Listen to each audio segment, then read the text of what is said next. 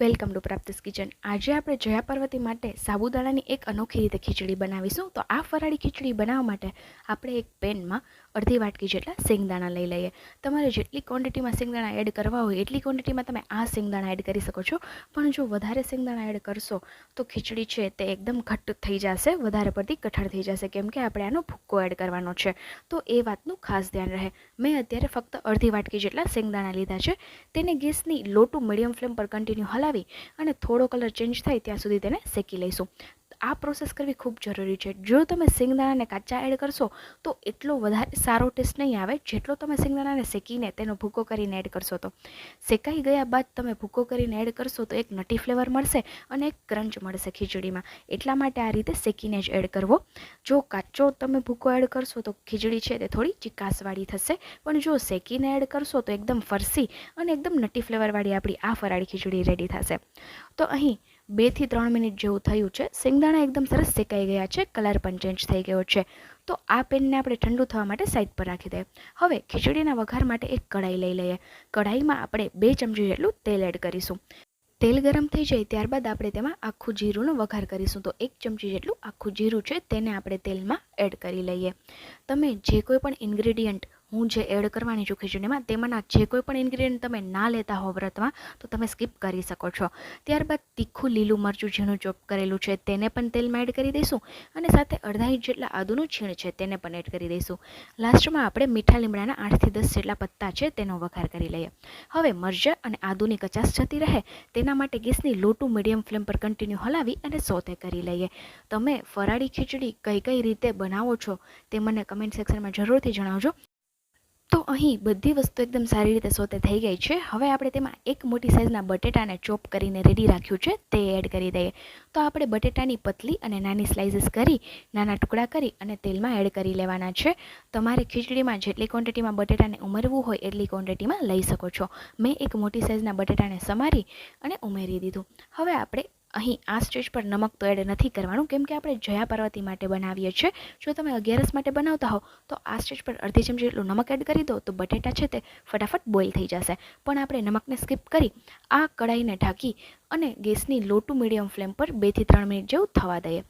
તો અહીં 3 મિનિટ જેવો સમય થયો છે। આપણે ચેક કરીએ તો સ્પેચ્યુલાની મદદથી આપણે પ્રેસ કરીને ચેક કરીએ તો જોઈ શકો છો ફટાફટ આ બટેટાના ટુકડા થઈ જાય છે, એકદમ સારી રીતે મેશ થઈ જાય છે। એનો મતલબ એમ કે આપણા બટેટા એકદમ સારી રીતે કૂક થઈ ગયા છે। તો આ સ્ટેજ પર આપણે તેમાં છાશ એડ કરીશું। આ ખીચડી આપણે છાશમાં બનાવવાના છે। તો મેં અત્યારે 2 મીડિયમ સાઇઝના ગ્લાસ જેટલી છાશ લીધી છે। અત્યારે આપણે આટલી છાશ એડ કરીએ, જો આગળ વધારે જરૂર લાગશે તો આપણે વધારે એડ કરીશું। તો 2 મીડિયમ સાઇઝના ગ્લાસ લીધા હતા, છાશને એડ કરી દીધી। હવે આપણે તેમાં તીખાસ માટે 1 મોટી ચમચી જેટલું લાલ મરચાં પાવડર એડ કરી દઈશું। તમે જો લાલ મરચાં પાવડર ના લેતા હો ફરાળમાં કે વ્રતમાં તો તમે તીખાનો ભૂકો પણ એડ કરી શકો છો। ત્યારબાદ ખીચડીને ચટપટી બનાવવા માટે 1 મોટી ચમચી જેટલો સાકરનો ભૂકો એડ કરી દઈશું। નમક વગર તો ખીચડી ભાવે નહીં, એટલા માટે આપણે ગળાશ અને ખટાશ બંનેનું બેલેન્સ અહીં કરીશું। તો 1 ચમચી જેટલો સાકરનો ભૂકો એડ કરીને હલાવીને મિક્સ કરી લીધું। હવે ખટાશ માટે આપણે તેમાં અડધા લીંબુનો રસ એડ કરીશું। જો તમારે વધારે ખટાશ જોઈતી હોય તો તમે 1 લીંબુનો રસ પણ લઈ શકો છો।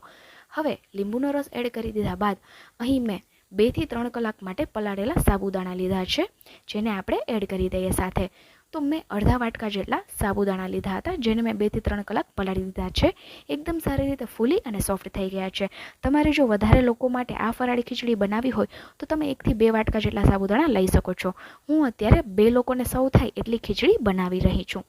તો સાબુદાણા અને લીંબુ એડ થઈ જાય એટલે આપણે હલાવી અને મિક્સ કરી લેવાની છે। તો અત્યારે તમને થોડી લિક્વિડી લાગતી હશે ખીચડી, પણ હજુ આપણે આમાં શેંગદાણાનો ભૂક્કો એડ કરીશું, જેનાથી એકદમ ઘટ અને રસાદાર આપણી ખીચડી બનીને રેડી થશે।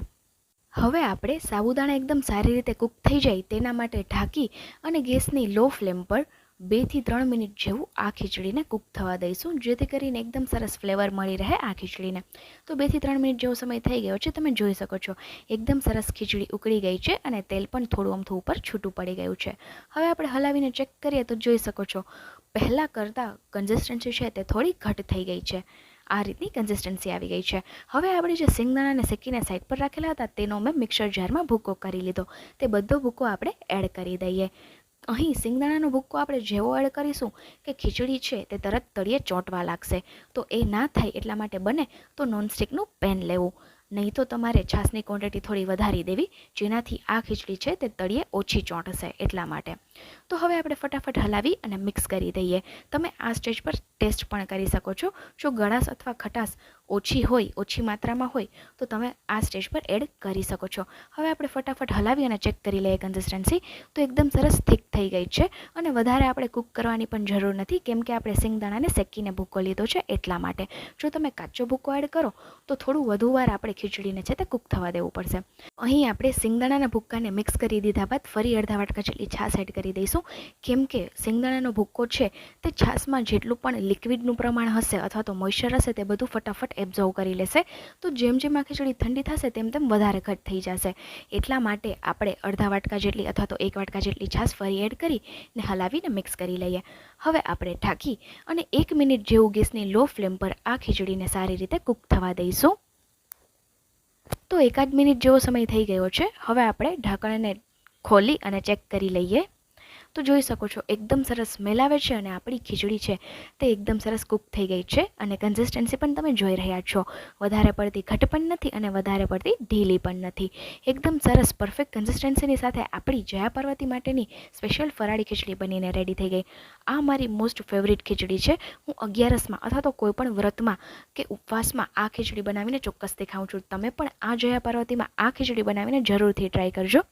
હવે આપણે તેમાં કોથમીરના પત્તા એડ કરી અને હલાવી અને મિક્સ કરી લઈએ. તો આપણી આ ખીચડી બનીને રેડી થઈ ગઈ. જો તમને આ રેસીપી પસંદ આવી હોય તો ફ્રેન્ડ્સ એન્ડ ફેમિલીમાં શેર જરૂરથી કરજો અને ગેરંટી છે એકવાર તમે આ ખીચડી ટ્રાય કરશો તો બધા વ્રત કે ઉપવાસમાં ફરાળ માટે તમે આ જ ખીચડી બનાવશો, એટલી ટેસ્ટી બને છે.